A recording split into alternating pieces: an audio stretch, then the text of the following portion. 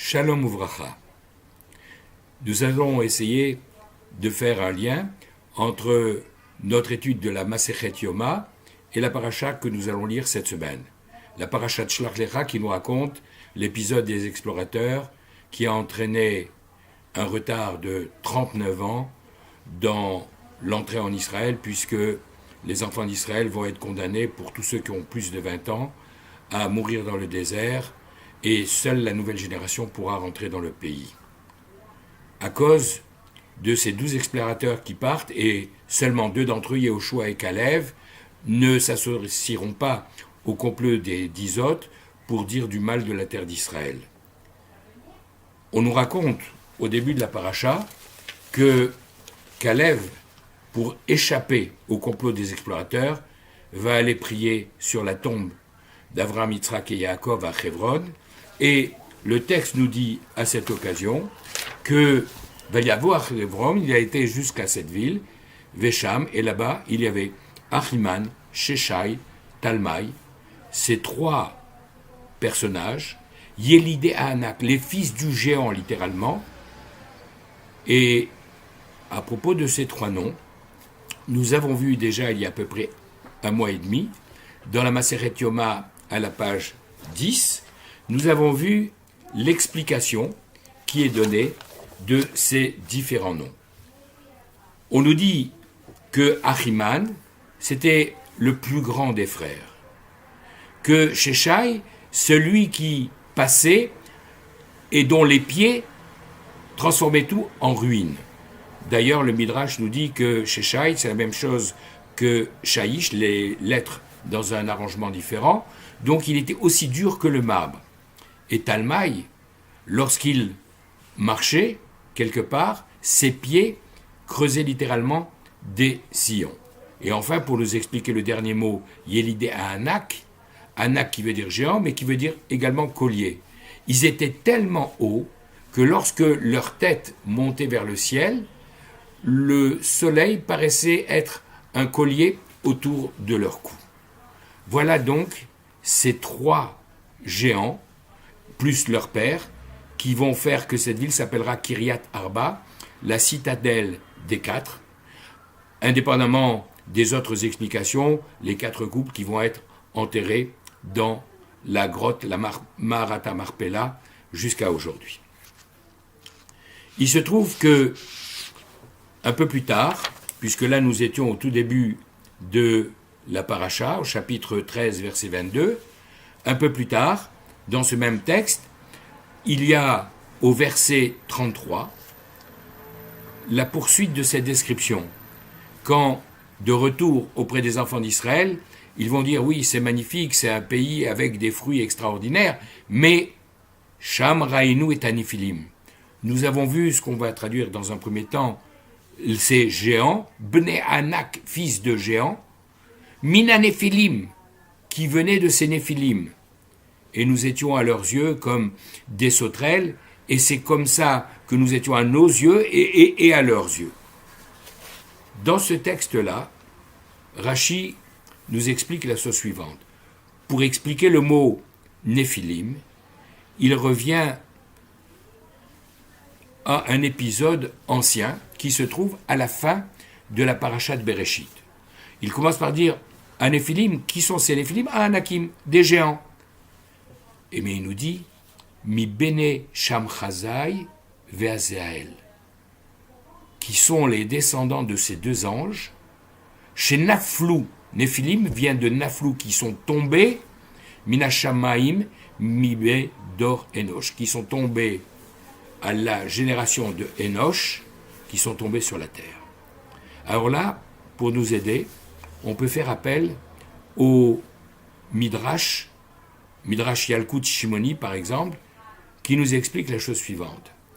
Lorsque, à la génération de Enosh, les hommes ont commencé à s'adonner à l'idolâtrie, les anges, dont certains avaient dit au moment de la création du monde, Ma Enosh qui t'esquerez-nous, qu'est-ce que c'est que l'homme que tu veux nous créer? Tu vas avoir que des problèmes avec lui. Alors, au moment où, effectivement, l'humanité a commencé à pratiquer l'idolâtrie, ils sont venus lui dire, tu vois, on t'avait bien prévenu.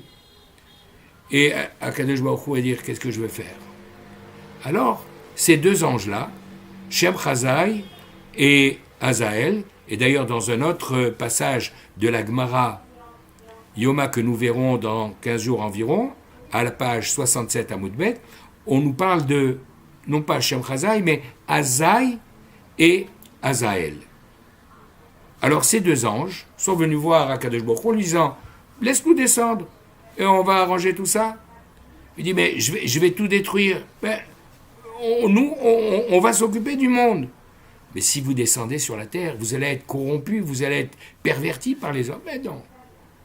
Ils descendent sur la terre, et effectivement, le Yetzer Hara est tellement fort que eux-mêmes commencent, de pur esprit qu'ils étaient, à avoir des corps et à se laisser séduire, attirer par ces jolies femmes qu'ils voient sur la terre. D'ailleurs, Shem Chazai voit une très belle jeune fille et lui fait des propositions. Elle lui dit, d'abord, je veux que tu m'enseignes le nom divin, grâce auquel, quand tu le souhaites, tu arrives à remonter vers le ciel. Alors, s'il n'y a que ça pour te faire plaisir, il lui dit le nom, et cette jeune fille en profite pour lui échapper et monter vers le ciel. Akadosh Baruch Hu lui dit, puisque toi, tu as voulu échapper à la faute, je vais te placer comme une étoile, c'est pour ça qu'elle s'appelle Istar. Je vais te placer parmi les étoiles, parmi les 7 planètes de l'univers. Toujours est-il que Shem Chazai va faire Teshuvah, et c'est la raison pour laquelle il restera planté entre ciel et terre, la tête en bas, parce qu'il n'ose même plus se présenter devant son Créateur. Tandis qu'Azaël, lui, continue dans la perversion et devient responsable, nous dit le Midrash, des habits de couleur et des bijoux que les femmes vont utiliser dans leur approche de séduction.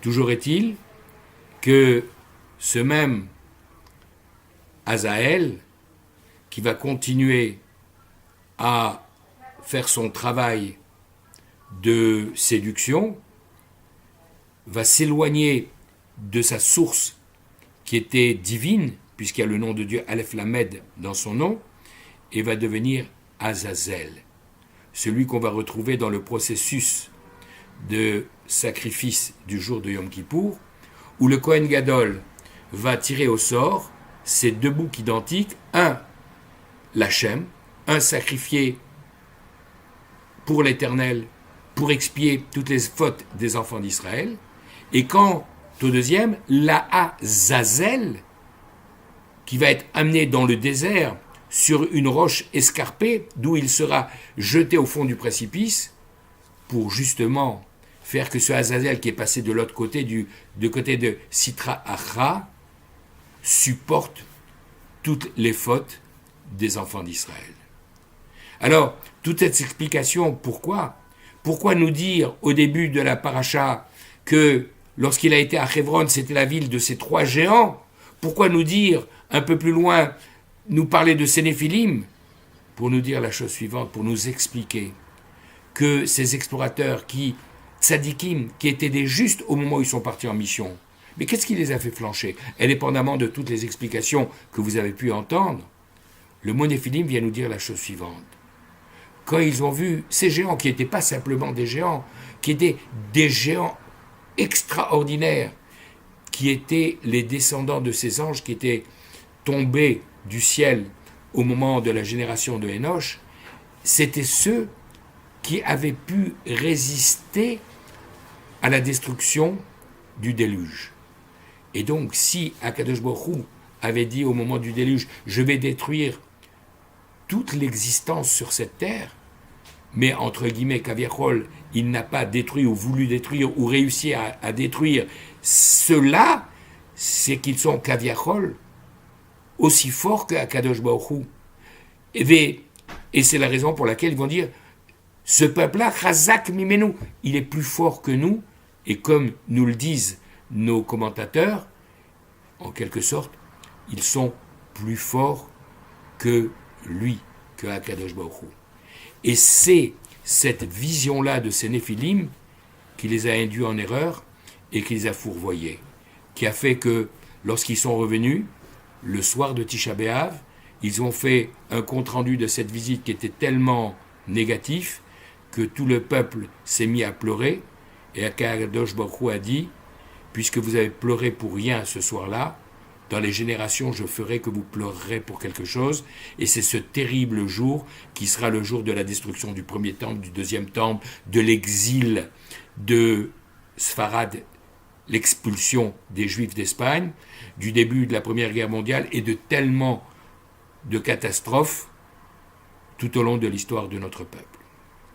Alors, si on est capable d'être comme Kalev et Yefouné, ceux qui vont dire « Mais non, il faut effectivement avoir confiance en Dieu et faire comme le fera dans la Haftara Yehoshua, qui n'enverra pas des princes de nations, mais 2 anonymes pour explorer non pas tout le pays, mais juste le verrou que constitue Yéricho. » Alors, si on limite ses ambitions, si, comme Kalev qui s'est allongé sur la tombe d'Abraham, d'Israël et de Yaakov, en mettant sa tête et ses pieds au même niveau, c'est-à-dire en ne disant pas « moi je pense par moi-même », mais j'efface complètement ma volonté devant la volonté de Akadosh Baruch Hu, alors on pourra faire que comme Yehoshua va le faire 39 ans plus tard, simplement en tournant autour des murailles, on pourra conquérir non seulement Yéricho, mais tout le pays d'Israël. Je vous souhaite une bonne semaine et que lorsqu'arrive Shabbat, nous puissions nous replonger dans toutes ces réflexions et demander à Akadosh Baruch Hu de nous amener la Géoula et de donner la protection à son peuple en ces moments un peu difficiles à bien des égards. Kol Tuv, Bracha ve'atzlacha.